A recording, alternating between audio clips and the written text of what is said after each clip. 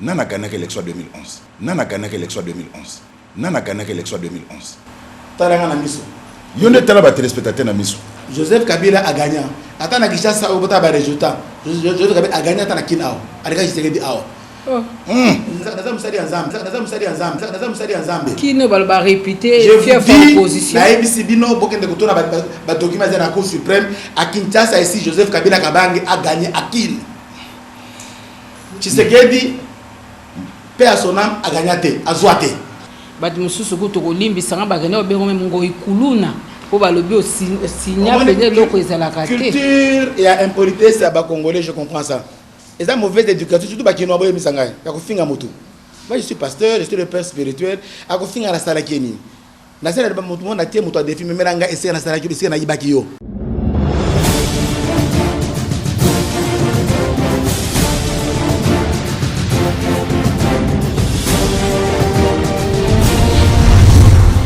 Congo Avenir, Mboka ya Bakongo. Pasteur Ngoy Mulunda Mbote. Mbote na aussi. Motuna yambo toyambaka o na masolo moko mwakala. O yoka kasoni te po o affirmer koza kabiliste. À quel moment Pasteur Ngoy Mulunda akomaki moto a centre? Makolono etamboli na raison nini po elongwa na idéologie ya bakabiliste, l'idéologie ezali soutenue par la majorité pour que ne koma na courant oyo ya sika ozo benga centre. Na ngi na ebisa ya liboso te ngai ata bolandi ba parcours na kota na majorité te jamais. Oza kabiliste. Nazali na relation personnelle à chef de l'État. Avant comme président Nazaki naye, lelo aza président Nazanaye, lobi akozala président na kozala naye, relation wana ekosuki sambata na politique. Eza relation ye na ngai. Wana na wi ko ngana ngote, eza lokola mutu azali na famille naye akutika ngote, je naza ko reconnaître que ngana président tozalaka avant akoma, agent général tozali sika moko, akomi chef de l'État tozali sika moko. Mandat na ko sila okende tozala naye, eloko moko ko séparer tozali te. Mais ezali quoi ezali ko affecter mon côté position nanga sinon bonga nanga na échappe à perdre bon nanga na échappe ya majorité na na kota kunate depuis to sali parti na biso na 2012 bota la mikanda zala ki parti centriste ezali loté maman si to bandaka yango depuis 2012 to lobby idéologie na biso dali centre pour to bandaka kotala ndenge nini to chiko contribuer na vie ya mboka na biso. Est-ce que au Sungabiso a pour binonde bomela constitution vraiment na libomo? Est-ce que au quoi il s'agit article nini yamboka la biso ezo consacré centrisme au début était na mboka la biso mingi deux blocs majorité na opposition? Est-ce que au Sungaba na mboka pour débat ngoza mingi même na ba réseaux sociaux pour na bater na mboko yo jamais mutakolo bakenaza à gauche naza à droite te yoza moto ya nzambe oza moto ya bible obi que même bato bazaka tied nzambe a sanza kabango moto na madame constitution na biso ezali ko consacrer pluralisme politique et consacrer pluralisme politique toza na démocratie ba toza na choix ba kosala donc c'est provision wana ya pluralisme politique nde pesi biso moto na moto akobota eloko alingi na mboka oyo toza limité te ezako lo bateke okota awa la consécration ya pluralisme politique nde pesi biso zela ya kosala eloko wana pluralisme en deux blocs maman selon non constitution limité te constitution ko debi démocratie ezali kondima pluralisme politique liberté d'expression ezali biloko eza na constitution na biso. Parce que ndeko zula kozoma loba na ikana tia mwa munga mokena motuna mama Sylvie. Bon, moko bochaka mwa mobulu na mitu ya population tant moto lobaka ngana zaka kabiliste mais PPRD etalinga te majorité présidentielle etalinga kite. Boninga boloba nini eloko ni bokimaka. Côté wana obino bovandaki, bosaki pe misala. Boliaki pe elo nini etinda bo kima kango bo kima banani o bazala ko na PPRD o ba tchaka bino mal à l'aise lobi bo kangami kanga na za kabiliste bo kangami kana komba kabila politique eza na idéologie o ben idéologie ezali étude ya makanisi courant politique ils ont conduit avec ils ont courant moko ils ont na likanisi au monde naza kolandelango biso ba centre idéologie ils ont centrisme naza pasteur naza intellectuel naza kolanda courant nini so na kiele lobo bisanga na groupe ya majorité idéologie ils ont ni bien côté na kolanda bilanda ya tepesa baninga bazali j'ai des amis là-bas naza na mongo na ata mon côté ils ont choix na salaka. Ils ont un choix na côté na loko na comme un objectif nini. Oui, c'est une idéologie à opposition zaliwana parce que courant politique étude ya ba idée parce que au sala eloko na tina nini. Ngana ko sala eloko te pona zako na moto na zan objectif na zan na mboka oyo depuis toujours. Donc nazali conduit par idéologie. Ce que na mon idéologie wana te mama na ko sala ngote. Na zan na centre parce que c'est idéologie na épousa et da idéologie na fandeli et da idéologie na ko sala. Voilà, pasteur Ngoy Mulunda, partout ceux qui tournent les Ghana Kinshasa, ah, bah, les centres, là c'est Ngoy Mulunda Ali, là c'est Joseph Bangakia, ah, on a un espoir exalté. On vous taxe un courant politique proche à la majorité présidentielle, partout. Pasteur Ngoy Mulunda, vous avez un courage, il y a la vérité.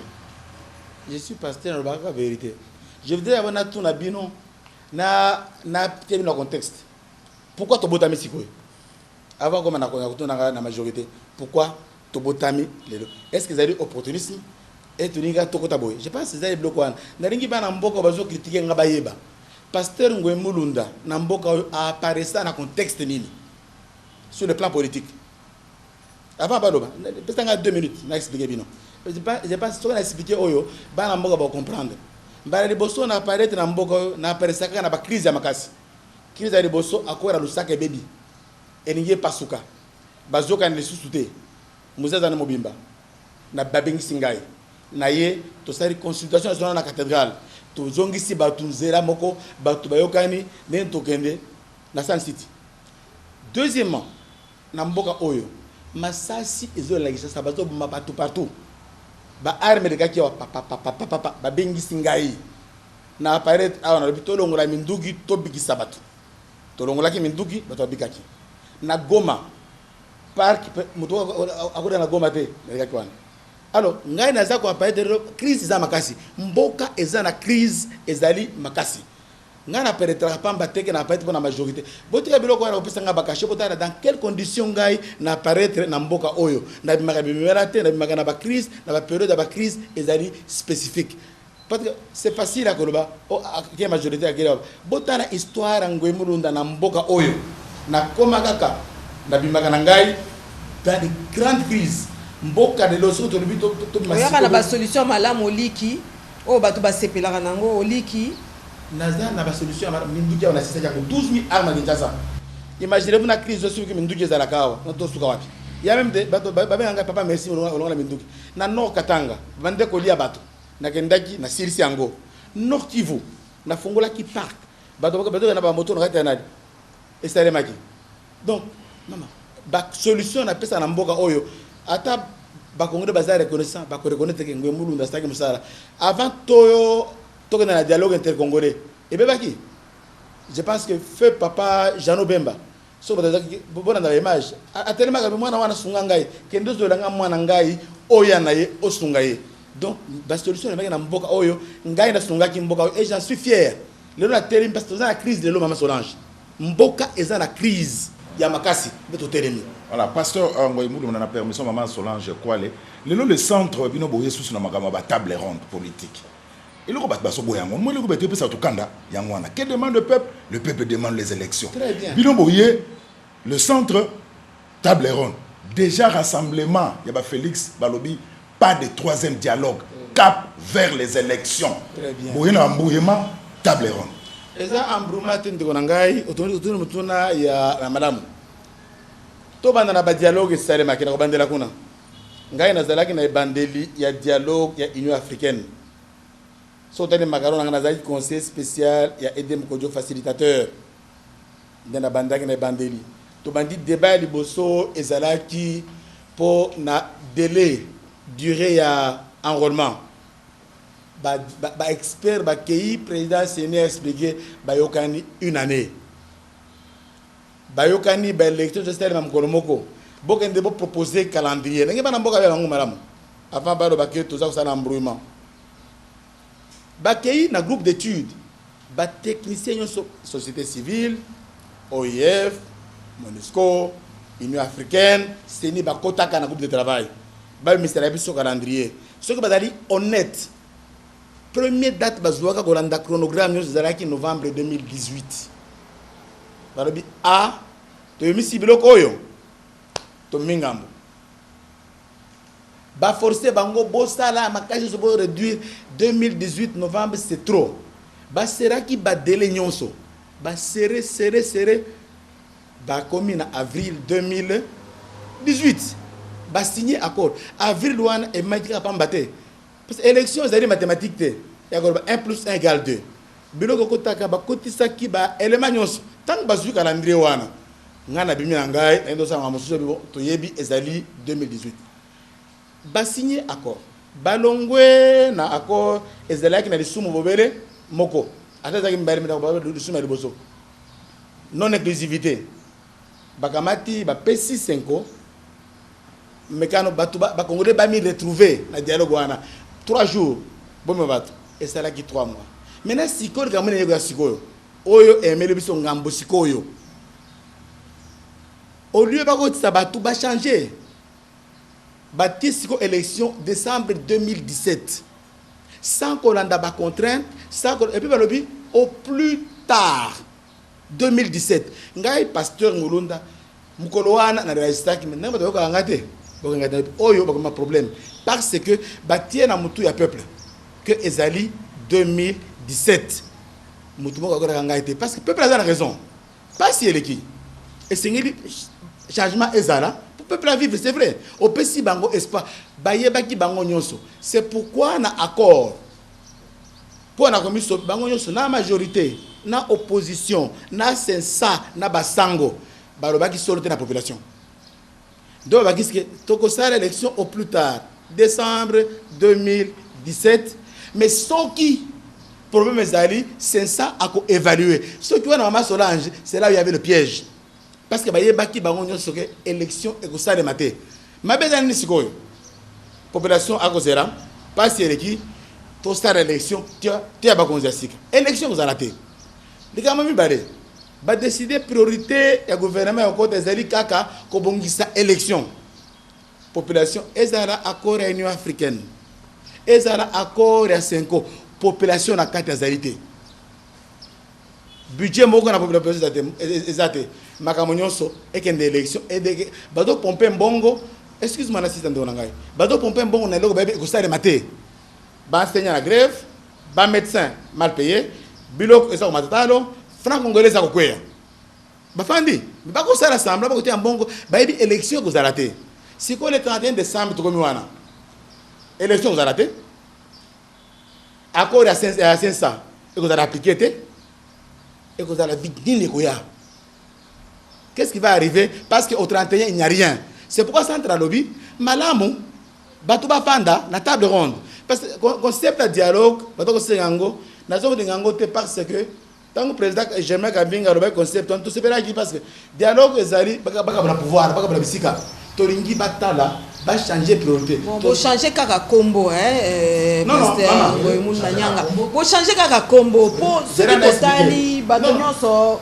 o pe bakenda bavanda na kelasi batanga pe lokola yo bakomona te bo changer kaka combo boyebi eloko bozoluka bino centre boyebi eloko bozoluka ta mususu troisième dialogue moi gouvernement et moi poste ta mususu ba pe ba pesi boko boya maman Solange connaissant l'homme politique congolais vous changez pas comment maman Solange table ronde finalité formation gouvernement finalité Ngoyimulunda aucune justice aucune affaire étrangère bangaki akena mine c'est ça la finalité c'est ça la finalité tu es homme politique congolais c'est une question ya ko biso priorité na biso centre mutuza katikati on peut ne pas participer tout le chef de parti tout ce qui monte à centre que le bazar doit pouvoir lobby il sera déçu tout le chef tout le chef parti bango so dans le toujours que dans la centre pour que le lobby doit pouvoir sur les élections mais to lingi priorité échanger maman to bazo bongisa makambo ya élection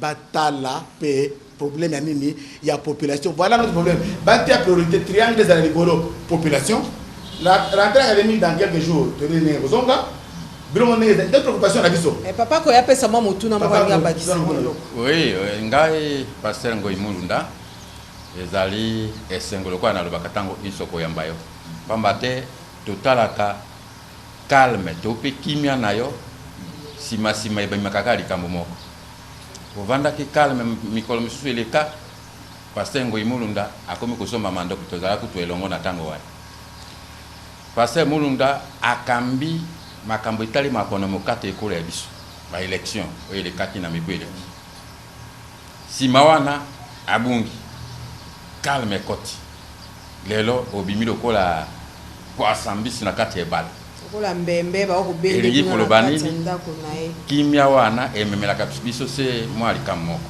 alors ya mibale pasteur parti tope les centres oyo ebotami lobi awo mais c'est komi na ba province nyonso tuku mibale na motoba na 26 province ekolo ya biso nani azali ko financer eloko wana les centres pour tant musu eloko musu ebombani na sima le centre ezali partité ezali lisanga ya ba parti biso EDG parti na biso kotamba depuis 2012 ba élection ya 2015 elekaki ozaki annulé tozaki na ba liste toza ba liste eza na seni sikoyo ya ba candidat député na biso awa na biso ngai pasteur Ngoi Mulunda na za candidat na Malemba Nkulu epa na biso donc parti na biso kotami lobi te ata okena ministère de la justice tala ba liste wana depuis 2012 EDG eza na katikati to botami lobi te tozalaki wana to sangani na baninga ba oyo baza na idéologie moko batie makanisi wana ko te totia motu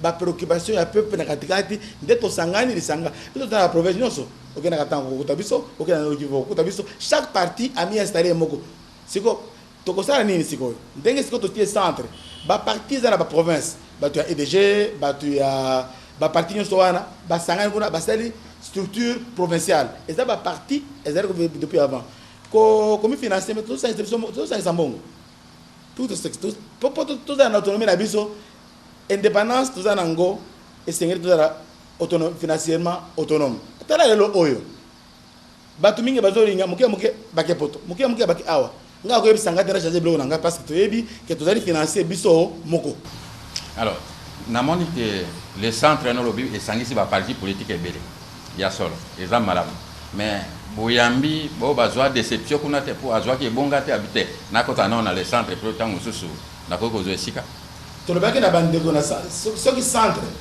et comme place ya ko yamba ba rejeter nyonso ba bengani yo na ba extrémiste à droite ba extrémiste à gauche comme poubelle et kotambola te parce que essayer de battre ba idéologie d'ailleurs naza ko annoncer que vous en formation idéologique na membre na biso ba semaine za koya esengeli bato ba yeba ba yela ndini so bi non naza anazwa ki place awate nazwa ki apa place awate na yena centre tu n'as pas de place au centre centre ezali idéologie ezali makanisi wana ezali objectif tozali nango esika to koma pasteur Ngoi Mulunda le centre c'est comme si zaka mutu mo mutaza élu hein Germain Kamina bino tout botikali ko tubobita masola vote te pour banana ba pona binote ba yo pena ba vote te malgré organiser élection Joseph Bangaka kuna parle même pas ba miso so ko tubaza ba élu ta part Germain Kamina est-ce que ekosimba pasteur Ngoi Mulunda et puis ba inconnu ebele dans le centre pourquoi ekosimba te passe ngana dans la partie nous avons tout ça en partie c'est trop dans le centre non non parce que centre a compété ba liste te et d'aller chaque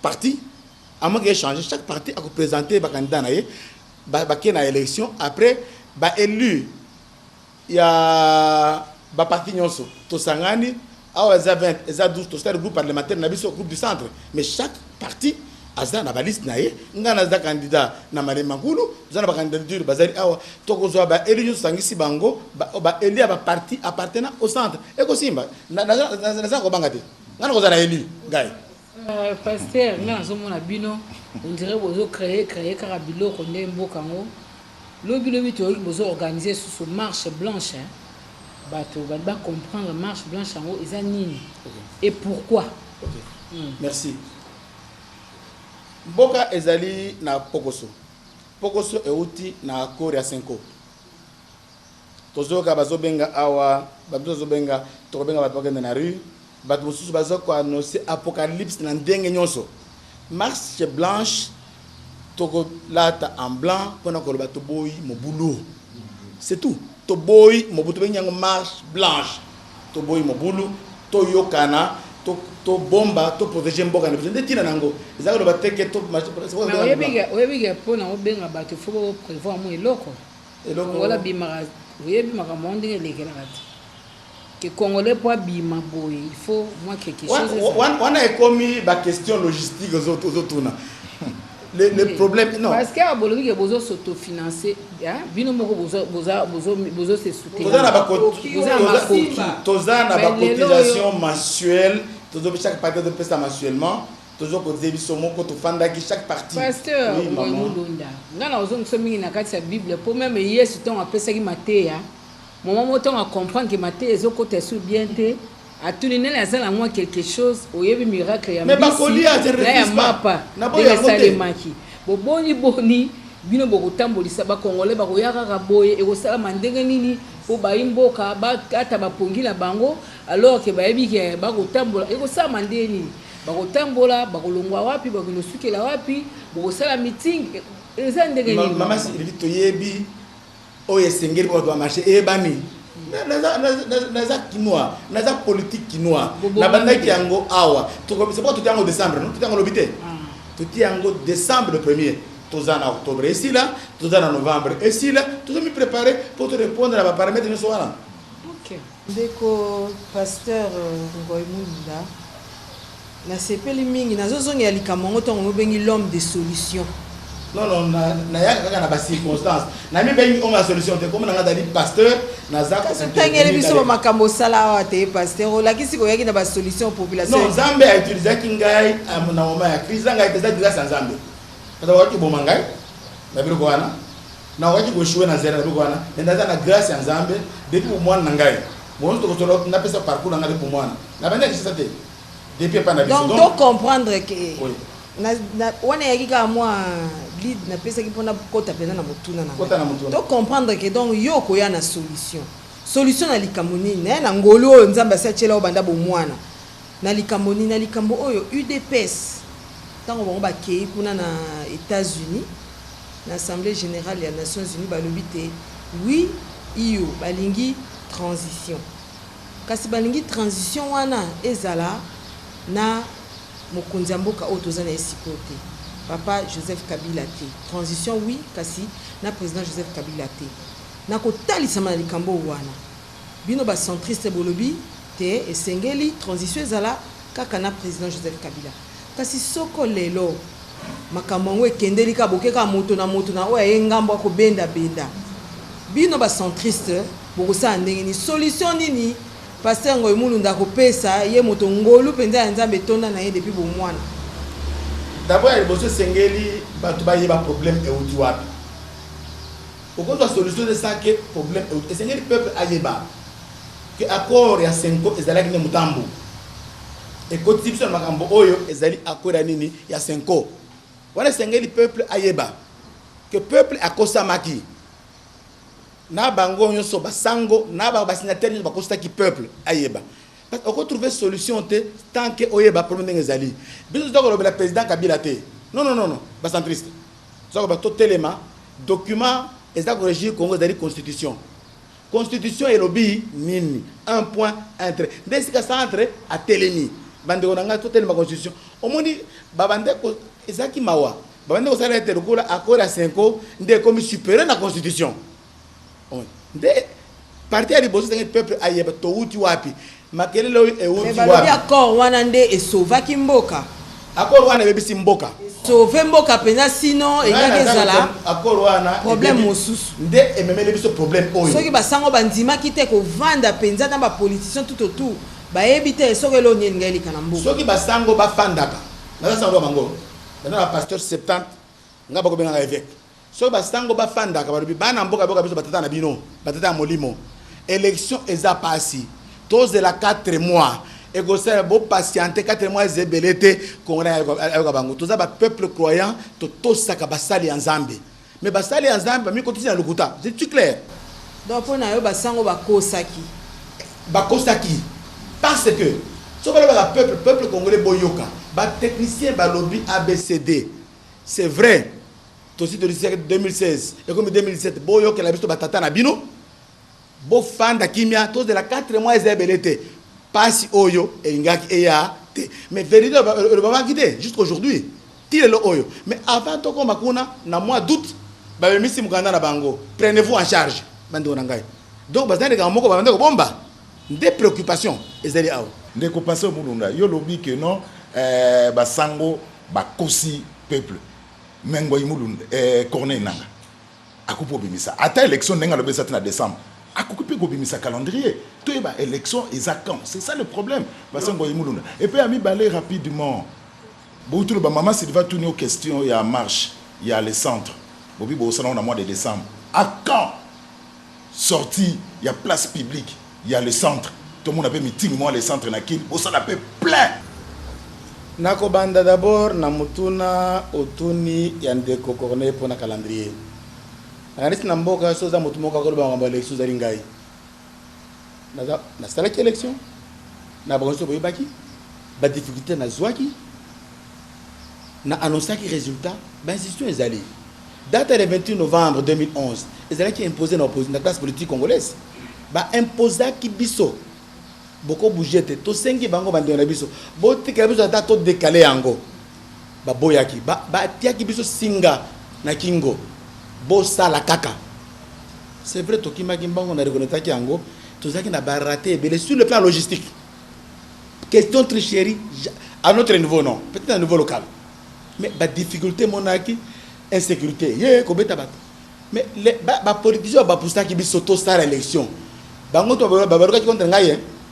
Ti moko to ba na bango ba avancer. Ngaye position ngango oyo nazali ko bana président nanga nazali ko bana to seni. Bolanda ba caprice ya ba politicien te. Ata communauté internationale bolanda te. Donc c'est la prise 5 ans pour ba bimisa calendrier. Na lobi 50 balanda.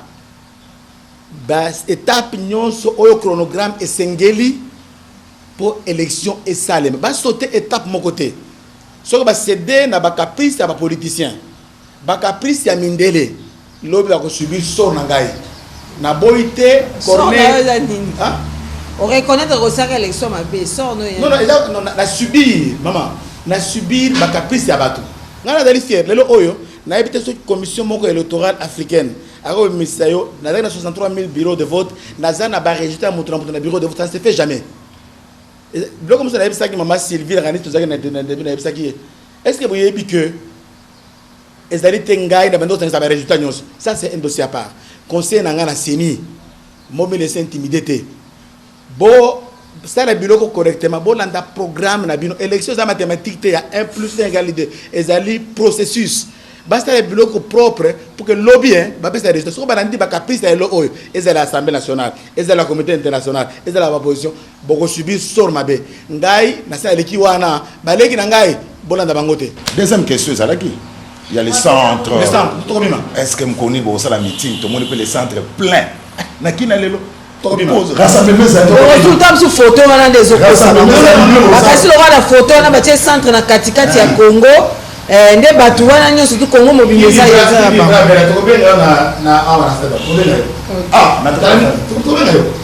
Qui vivra verra. Biso, il faut message et peuple comprendre que batu wana c'est un autre courant. Et peuple quand on connaît message na biso, qui vivra verra pas koya. Pasteur Ngoy Mulunda na kanisa ba résolution bimaki pe mwa mingi na conclave na bino atatu ko lobere table ronde. Nous rappeler que nous avons pas table ronde pour annoncer ni su ya motu ezalaki wana. Ya motu ezalaki wana to proposaki ya liboso ezalaki gouvernement akamata ma mesure ya koloba ete biloko ekipatalo na bazando. Ma mesure ezo masiko dans l'immédiat. O kitisa biloko ba toma na biloko ya kolia. Ya mibale bakamata mesure ya description o basenga na ba dialogue nyonso. Bato ya boloko ba média et de la côté mon côté ba quand ma mesure ko décrisper ba lever ba sanction peu zomaki na bato ba sara na l'état ba sanction ça de deux côtés ba décrisper les deux côtés et puis to kendeki na table voilà ce qui était plus important na réunion wana bato ba Dans la condition, madame, l'État a kamata mesure et c'est possible. Il y a kamata mesure, bilogo qui tatalo congolais alia. Ata yesu mo kwa vake de Mboka sans production, pasteur. Ata yo ya kana Ouais, les centres, Mboka sans production. Mais bilo ngo kita ndenge ni. Balaka biso ase carton soso ko kita so na combien bizaka ministre ni mama Sylvia ko rappeler ngai. Mama Sylvia. Eza volonté tango musée akotaka awa. Asalaka ba cantine populaire awa. Toujours ba teke toujours rêver eza bilo yiko sele mais c'est de la volonté politique. Mosé Makambo ayaki nango yango te eza lelo. Bon c'est vrai que moi na mboka Chibala auto ça la conférence de presse le but dollar ekokita na 1000 hein. Tozaka ka ezaka malamu. Ezali souhait na biso nyonso ekita na 1000. Mais ba mesure oyo premier ministre agende ko lancer au ba na gouvernement. Aucune mesure ezolo ba rentrée scolaire. Aucune mesure ezolo ba malzando. Des problèmes na biso. Nous avons macroéconomie. Na Tokei na concertation nationale. Chef de l'État, na la salle. Alors puis beaucoup de macroéconomie, croissance, botala tele sous panier ménagère. Bato betaka maboko baka bis. Président Abima, gouvernement et ça là rien. Maman c'est de la volonté politique. Gouvernement est dans la majorité c'est de la volonté politique. Ba tu ko décider ba consoler le peuple, consoler Yango. Et ça, je le dis comme pasteur, c'est possible et c'est faisable. Oui, pasteur, Tozaka Namasolo, bande pialinelite, na sans le cas, balobaka pende yolobi ke ba élection ko en 2017 te. Kasi tolandaka ndeko boso. Yo ye olobi ezali impossible pour na kosala élection en 2017. Na kanisi eza malamu mingi. Alors, na lingi na tuno motu na boy. Yo le kaki na makambo itali élection kambaki yango na mboka na biso. Moi mokolo moko kendeke pa ya baleki na yo ba okamba lelo misala élection opesa bango mwa matia to pe mokolo mosu bango ba yake pa na po bazo ma matia po yo le kaki liboswa. Non to solo la mesa ka entre là. Na za méthodiste. Na système méthodiste soki olongwe na église, ba te place mosusu. Okozo ngana soki ba bengisi yo. Peut-être